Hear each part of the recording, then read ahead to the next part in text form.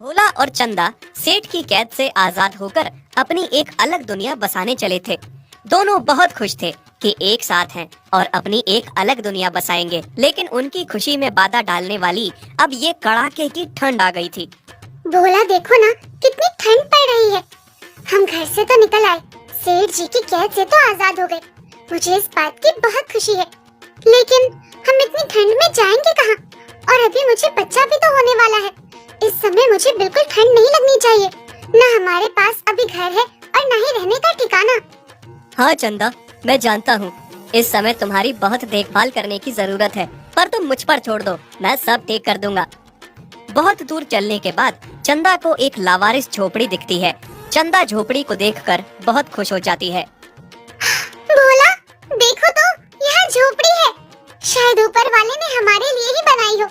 हमारे पास कोई घर नहीं था रहने के लिए, इसलिए ऊपर वाले ने हमें इस झोपड़ी तक पहुंचाने की राह दिखाई। हाँ चंदा, तुम ठीक कहती हो।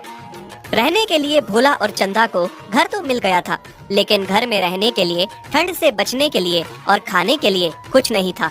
बाहर इतनी कड़ाके की ठंड पड़ रही थी कि ठंड के मारे किसी की भी जम के कुल्फी बन जाए।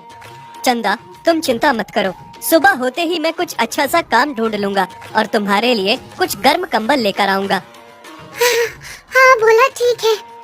पूरी रात दोनों ठंड में कांप रहे थे, पर दोनों बहुत समझदार थे। दोनों ने एक दूसरे को शिकायत तक का मौका नहीं दिया और अपने अपने मन में सोच रहे थे। मुझे ठंड तो बहुत लग रही है, लेकिन मैं भोला को बताऊंगी नहीं कि मुझे बहुत ठंड लग रही है। अगर मैंने उसे बताया तो उसे बहुत चिंता हो जाएगी।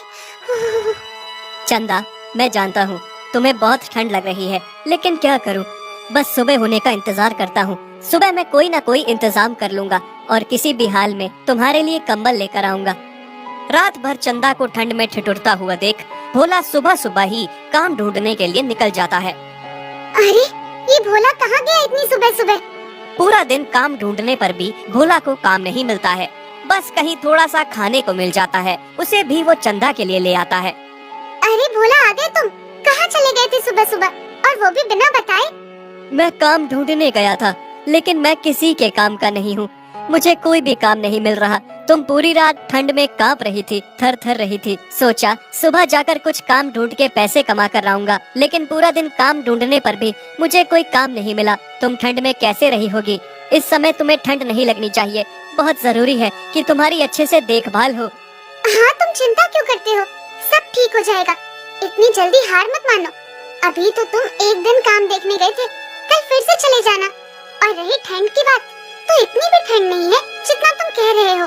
ठंड तो बहुत थी, लेकिन चंदा भी भोला को दिलासा दे रही थी कि उसे ठंड नहीं लग रही है, ताकि भोला चिंता ना करे। कल फिर से चले जाना काम देखने। हाँ, शायद तुम ठीक कह रही हो। चलो, वो तो मैं कल देख लूंगा, लेकिन उससे पहले ये लो, खाने के लिए तुम्हारे लिए खाना लाया हूँ। मैंने पेट भर खा लिया था, ये मैं तुम्हारे लिए लेकर आया हूँ, खा लो। भोला, तुम तो अच्छे से झूठ भी नहीं बोल पाते, फिर क्यों मुझसे झूठ बोलने की कोशिश कर रहे हो? मुझे पता है तुमने कुछ नहीं खाया है। चलो साथ मिलकर खाते हैं, जितना जितना भी हिस्से में आएगा। चंदा, तुम हमेशा से मेरा झूठ पकड़ लेती हो ना। फिर दोनों मिलकर खाना खाते हैं। आधी रात के बाद ठंड और ज्यादा बढ़ जाती है। चंदा, सुना है शहर की ओर बर्फबारी हुई है, जिससे तेज हवाएं इस ओर भी आ रही हैं। इसलिए आज रात कुछ ज्यादा ही ठंड लग रही है। हाँ भोला, तुम सही कह रहे हो। तभी तेज हवा से झोपड़ी का दरवाजा एक गिरता है, जिससे अंदर और तेज हवा आने लगी।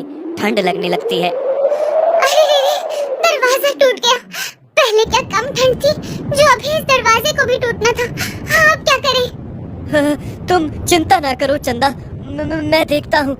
भोला टूटे हुए दरवाजे को खड़ा कर देता है और उसको दरवाजे के साथ लगा के पीछे से एक बड़ा सा पत्थर लगा देता है, जिस वजह से फिर हवा अंदर ना आने लगी। हाँ चलो, अब हवा तो अंदर नहीं आएगी ना। चंदा, तुम्हें बहुत ठंड लग रही है ना, पर तुम जानबूझकर मेरे साथ शिकायत नहीं कर रही हो ताकि मैं चिंता ना करूं। सच कहूँ भोला, तो हाँ, मुझे बहुत ठंड लग रही है, लेकिन मुझे अपनी चिंता नहीं, अपने होने वाले बच्चे की चिंता है। अगर मुझे ठंड लग गई, मेरी तबीयत खराब हो गई, तो न जाने हमारे बच्चे का क्या होगा। नहीं नहीं, तुम चिंता मत करो, मैं कुछ करता हूँ। मैं कंबल लेकर ही आऊंगा। तुम चिंता न करो। अगली सुबह भोला जब घर से बाहर निकलता है तो ये सोचते हुए ही निकलता है कि उसे चाहे काम मिले या ना मिले, लेकिन वो कंबल जरूर लेकर आएगा। नहीं, आज मुझे खुद की ठंड के बारे में नहीं सोचना है कि मुझे ठंड लग रही है। मुझे ठंड नहीं लग रही है, मुझे बस और बस चंदा और अपने होने वाले बच्चे के बारे में सोचना है। उसे ठंड नहीं लगनी चाहिए। मुझे चंदा के लिए कंबल लेकर ही जाना होगा। एक कंबल वाले भैया के पास जाता है और उससे कंबल मांगता है। हाँ भाई साहब, क्या आप मुझे एक कंबल दोगे? हाँ भाई, ले लो। मेरे पास बहुत सारी वैरायटी के कंबल है, अलग अलग भाव में है। तुम्हें कौन से भाव का कंबल चाहिए बताओ? भाई साहब, मेरे पास पैसे तो नहीं है, पर हाँ, मैं बहुत जल्द काम ढूंढ लूंगा और पैसे कमा के तुम्हारे पैसे लौटा दूंगा। अभी मेरी पत्नी के लिए कंबल की बहुत जरूरत है। मेहरबानी करके मुझे कंबल दे दो। पैसे नहीं है तो कंबल भी नहीं है। रोज तुम्हारे जैसे यहाँ पर आते हैं, सबको उधार देते फिरेंगे तो हमारा कारोबार कैसे चलेगा? फ्री का माल समझ रखा है क्या? चलो जाओ यहाँ से, चलो चलो। दुकानदार भोला को वहाँ से बेइज्जत करके निकाल देता है। भोला उदास होकर वहाँ से आ जाता है। मैं किस मुंह से घर जाऊंगा? चंदा को क्या जवाब दूंगा? मैंने उससे वादा किया था कि आज मैं उसके लिए कंबल लेकर ही आऊंगा, लेकिन मैं उसे क्या जवाब दूंगा कि उसका पति कितना निकम्मा है। हे भगवान, कितनी सर्द हवाएं चल रही है।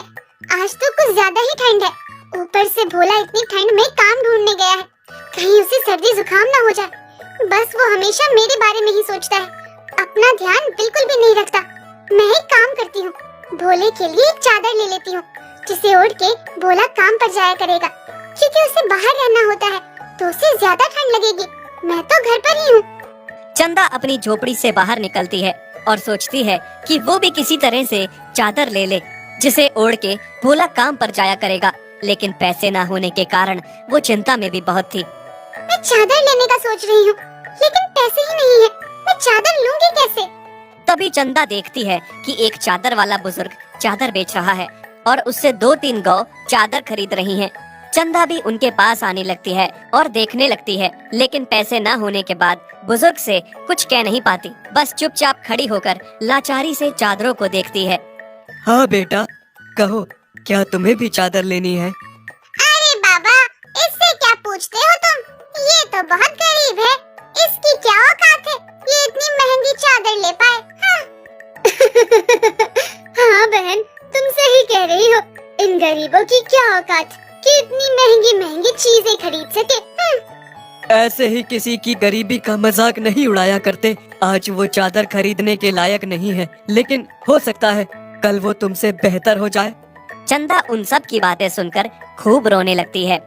बेटी, तू पैसे मत दे, ये बता क्या तुझे चादर चाहिए? हाँ बाबा, मुझे चादर चाहिए। मेरे पति रोज ठंड में बाहर जाते हैं, वो बीमार हो जाएंगे, उन्हें सर्दी लग जाएगी। लेकिन चादर खरीदने के लिए मेरे पास पैसे नहीं है। तुम चिंता ना करो बेटी, मैं तुम्हें एक ऐसी पुरानी चादर दूंगा, इसके मुकाबले इनमें से एक भी चादर नहीं है। मैं तुम्हें अपनी पुरानी चादर देता हूँ। शुक्रिया बाबा, आप कितने अच्छे हैं। जब मेरे पास पैसे होंगे ना और आप कभी फिर लौटकर चादर बेचने आओगे तो मैं आपके पैसे जरूर लौटा दूंगी। बुजुर्ग चंदा को अपनी पुरानी चादर दे देता है। चंदा बहुत खुश हो जाती है कि पुरानी ही सही, लेकिन चादर तो आई।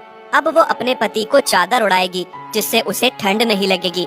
दूसरी तरफ बैल रात को ऐसे मुंह लटकाए शर्मिंदा होकर घर वापस आता है। आ गए आप? हाँ, आ गया मैं, पर आज भी मैं तुम्हारे लिए कंबल लेकर नहीं आ पाया।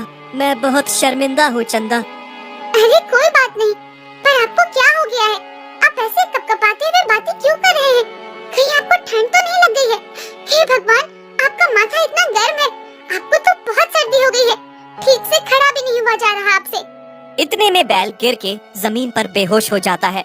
तभी चंदा देखती है कि भोला को बहुत सर्दी हो गई है और बुखार भी हो गया है। जल्दी से जाकर वो कंबल ले आती है और भोला को उड़ा देती है।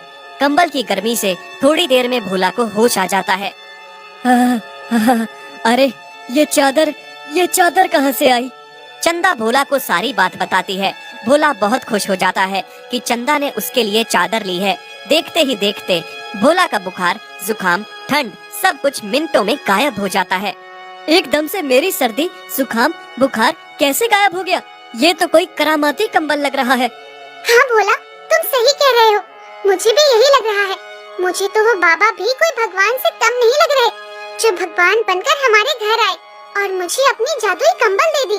फिर वो उसे चादर दे देती है और अगले दिन भोला काम के लिए निकलता है। उसी दिन भोला को काम भी मिल जाता है।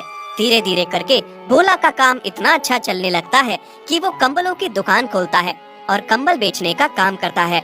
वो देखते ही देखते बहुत अमीर हो जाता है और साथ में और गरीबों और शहर में जो ठंड में ठिठुर रही हैं, उन्हें वो फ्री में कंबल बांटने लगा। थोड़े दिनों में चंदा एक प्यारे से बछड़े को भी जन्म देती है। भोला, आज मैं बहुत खुश हूँ। आज हमारा परिवार पूरा हुआ और धीरे धीरे करके सब ठीक हो जाएगा। हाँ चंदा, तुम सही कह रही हो। अब देखना, आगे आगे हमारे जीवन में खुशियाँ ही खुशियाँ होंगी। दोस्तों, हमारी स्टोरी को पूरा देखने के लिए धन्यवाद। अब इसके अगले भाग में हम आपको ये दिखाएंगे कि भोला और चंदा की वो करामाती जादुई चादर कैसे चोरी हो जाती है और कौन उन्हें चुरा के ले जाता है।